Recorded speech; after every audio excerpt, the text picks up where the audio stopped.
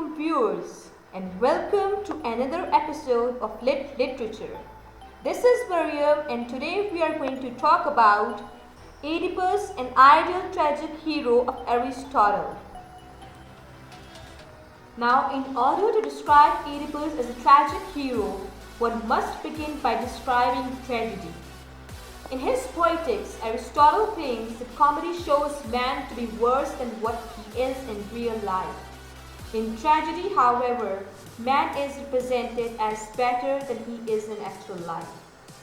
He defines tragedy as an imitation of an action that is serious, complete, and of a certain magnitude, in a language embellished with each kind of aristocratic ornament, in the form of action, not narrative, with incidents arousing pity and fear, and has as its goal a catharsis of such emotion.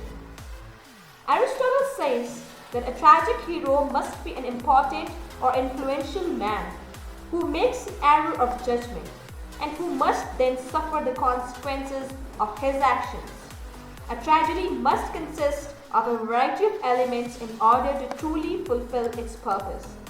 According to Aristotle, the most important element is plot.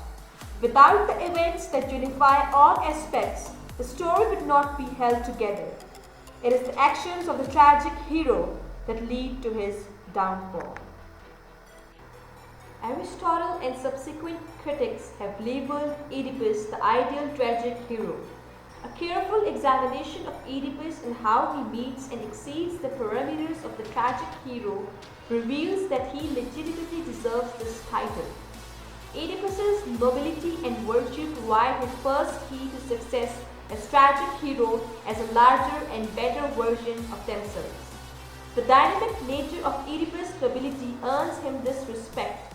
First, Oedipus is actually the son of Laius and Jocasta, the king and the queen of Thebes. Thus, he is noble in the simplest sense, that is, his parents were themselves royalty. Second, Oedipus himself believes he is the son of Polybus and Merope, the king and the queen of Corinth. Again, Oedipus attains a second kind of nobility, albeit a false one. Finally, Oedipus earns royal respect at Thebes when he solves the riddle of the Sphinx. As a gift for freeing the city, Creon gives Oedipus dominion over the city. Thus, Oedipus' nobility derives from many and diverse sources, and the audience develop a great respect and emotional attachment to him. The complex nature of Oedipus, hamartia, is also important. The Greek term hamartia, typically translated as tragic flaw, mistake, or an error, failing, rather than an innate flaw. In Aristotle's understanding, all tragic heroes have hamartia, but this is not inherent in their characters. For then the audience would lose respect for them and be unable to pity them. Likewise, if the hero's failing were entirely accidental and involuntary, the audience would not fear for the hero. Instead, the character's flaw must result from something that is also a central part of their virtue, which goes somewhat unsound, usually due to a lack of knowledge.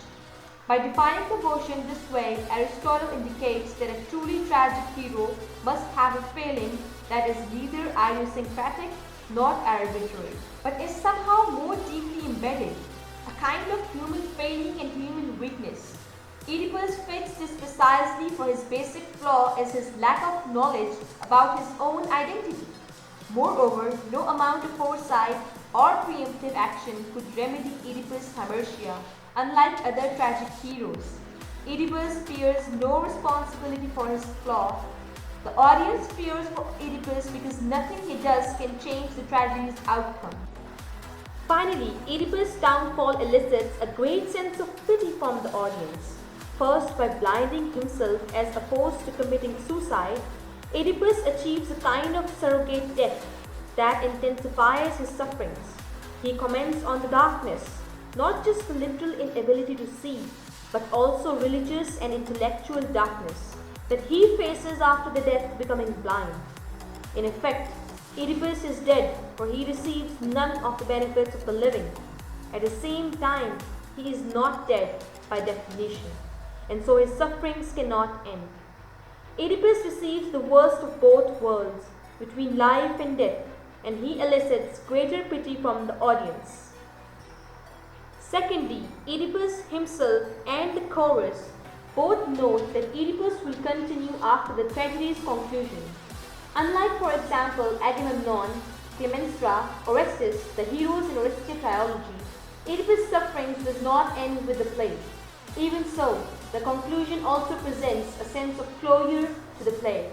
This odd amalgam of continued suffering and closure make the audience feel as if Oedipus' suffering is his proper and natural state. Clearly, Oedipus' unique downfall demands great pity from the audience. Oedipus fulfills three parameters that define the tragic hero. His dynamic and multifaceted character emotionally bonds the audience. His tragic flaw forces the audience to fear for him without losing any respect, and his horrific punishment elicits a great sense of pity from the audience. Those Sophocles crafted Oedipus long before Aristotle developed his ideas. Oedipus fits Aristotle's definition with startling accuracy. He is the tragic hero for excellence and richly deserves the title as the ideal tragic hero. This brings us to the end of the video. I hope you enjoyed this lecture and we'll meet soon in the next video. Until then, Allah Hafiz.